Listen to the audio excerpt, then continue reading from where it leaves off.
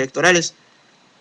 Destruidas las boletas aún antes de que el comité se pronuncie, los actores ya no tendrán interés de continuar el caso, por lo que no habría implicaciones jurídicas internacionales, asegura. Además de que no hay peligro para la vida ni integridad personal del solicitante, dice que acceder a la suspensión provisional de la destrucción de las boletas puede multiplicar las instancias en las que se puede presentar un mismo asunto, abriría la puerta al abuso de derecho de petición y debilitaría el sistema interamericano de protección. O sea que, pues la cosa es que no empiecen a molestar, no reclamen, porque lo único que va a pasar es que la gente va a empezar a reclamar más. Y no, pues qué hueva estar aguantando a toda la gente reclamando. Entonces, pues, así se las gastan, ese es el chiste. Dicen, no queremos que reclamen, porque si no, luego es más pedo para nosotros estar resolviendo todos sus inconvenientes, todas sus dudas. Y, pues, está así muy crítica la situación.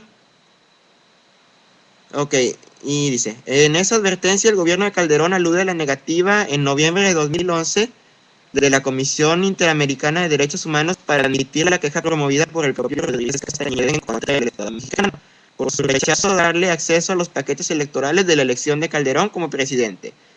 Como bien dicen, el que nada debe, nada teme. Así es que si Calderón se siente legítimamente presidente todavía, yo creo que no le haría nada mal asomarse un poco a ver cómo fue la elección y todo, y que se arregle el conflicto. Y también dice, argumenta que la denuncia ante Naciones Unidas es la misma que se presentó ante la Comisión Interamericana de Derechos Humanos, a pesar de que ésta concluyó la inexistencia de violaciones al derecho de acceso a la información. Según la Comisión Interamericana, no hubo tal violación por la transparencia, y entre comillas así lo pone, de las elecciones en México.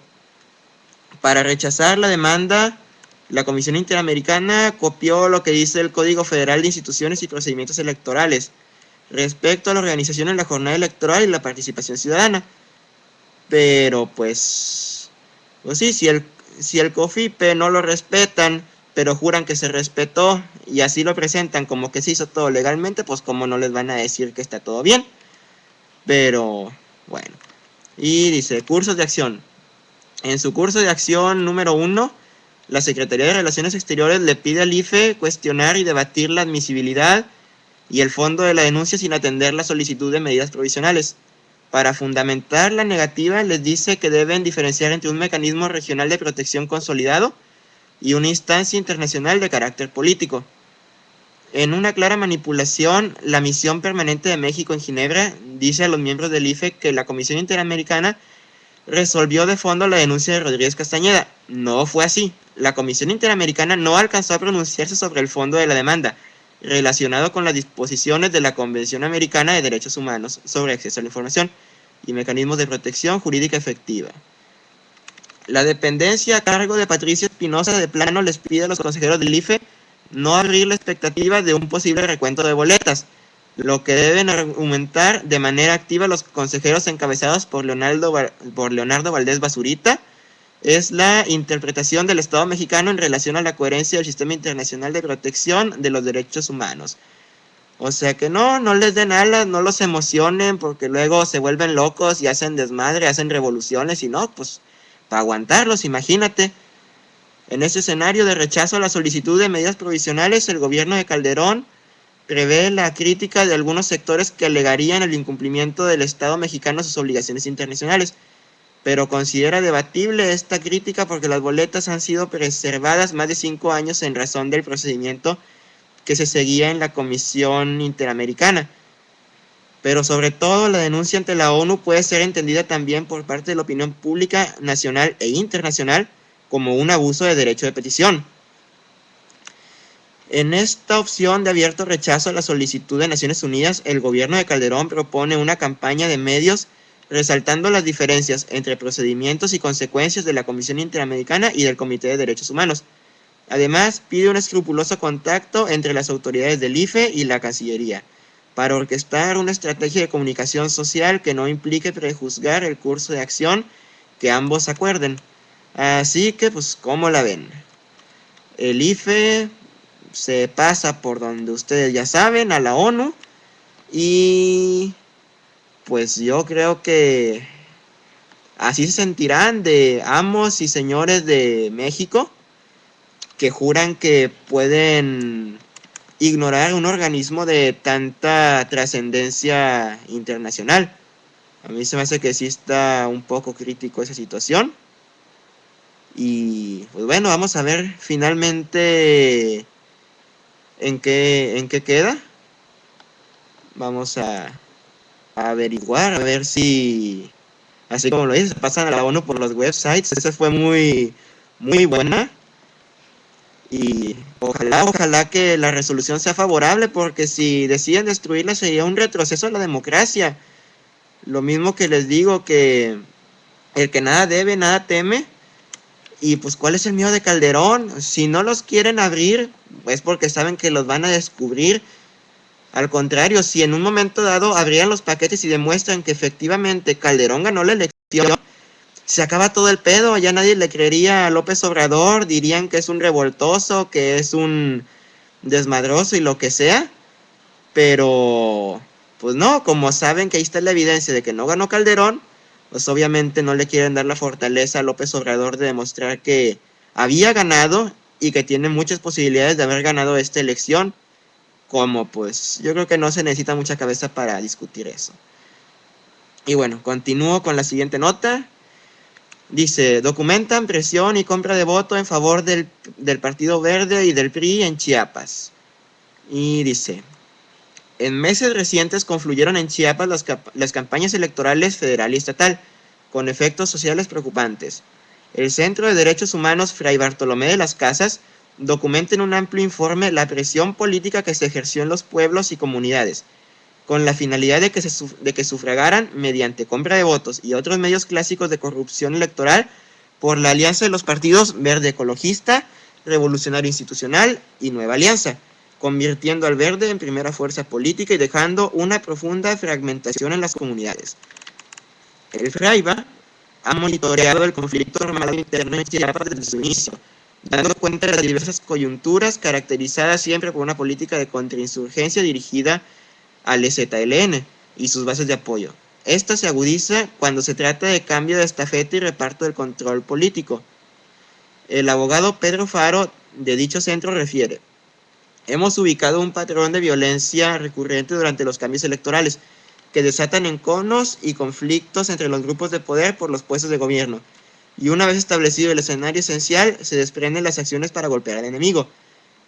En estas circunstancias es específica la disputa por territorios recuperados del EZLN.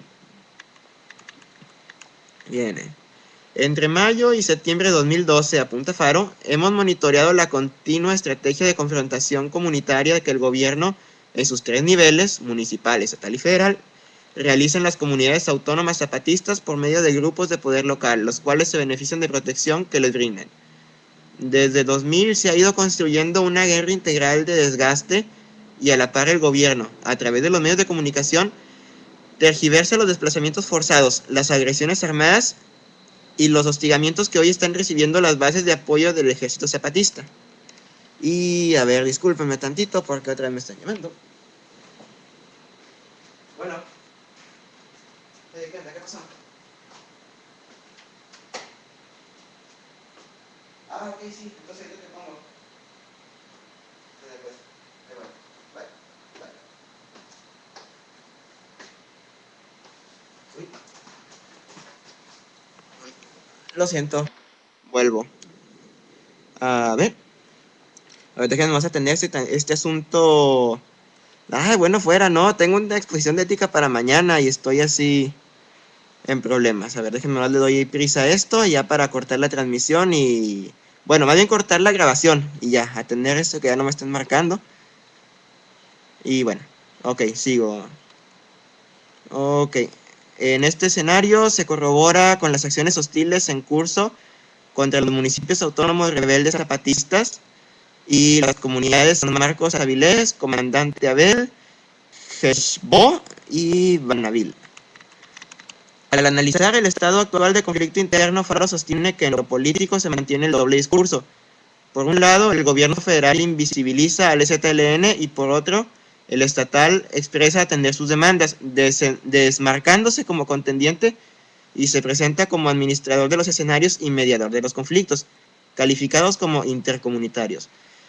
Sin embargo, el gobierno estatal juega un rol fundamental en la guerra de desgaste, especialmente con el uso de los recursos económicos para confrontar y cooptar organizaciones o comunidades que resisten al sistema, sobre todo en el ámbito de servicios y estructura política. La utilización de los medios de comunicación por parte de los gobiernos trata de bloquear la postura del ZLN y las organizaciones que difieren de las políticas gubernamentales.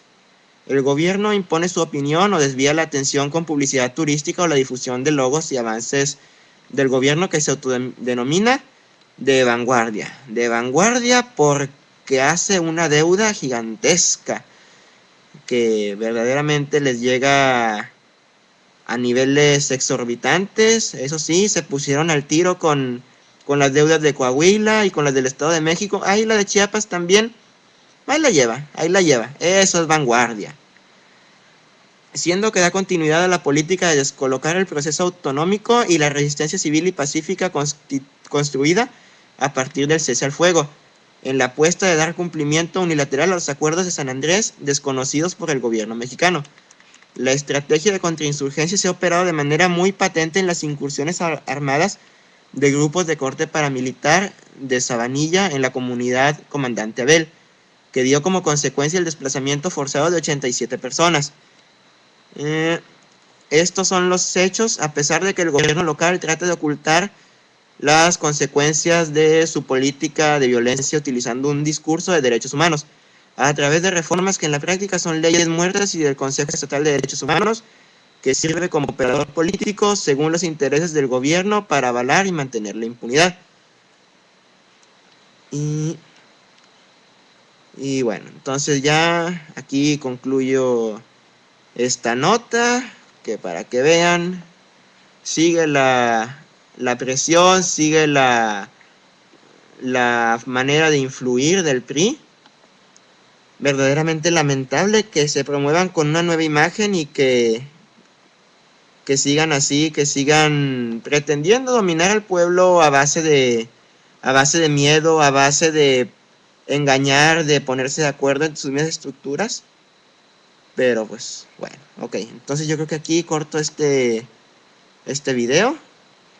Y bueno, vamos a